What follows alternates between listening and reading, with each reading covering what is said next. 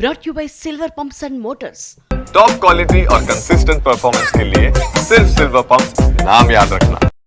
భయం వదులు ముందుకు కదులు అంటున్నారు మన నిర్మాతలు. మీడియం రేంజ్ హీరోల విషయంలోనూ బడ్జెట్ వర్కౌట్ అవుతూ ఉండడంతో కంగారేం లేకుండా కావాల్సినంత ఖర్చు పెడుతున్నారు నిర్మాతలు. తాజాగా సెట్స్ పై ఉన్న మీడియం రేంజ్ హీరోల సినిమాల బడ్జెట్స్ అన్ని 100 కోట్ల రూపాయలపై మాటే. మరి వాళ్ళ ధైర్యం ఏంటి? దానికి కారణం ఏంటి? మీడియం రేంజ్ హీరోల సినిమాలకు ఒకప్పుడు బడ్జెట్ సమస్యలుండేవి.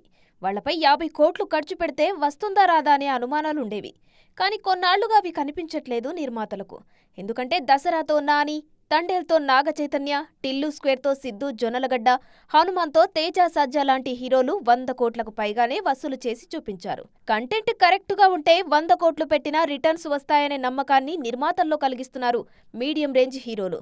అందుకే వాళ్లతో భారీ సినిమాలు ప్లాన్ చేస్తున్నారు. నాని హీరోగా నటిస్తున్న హిట్ 3 బడ్జెట్ 80 కోట్లకు పైనే.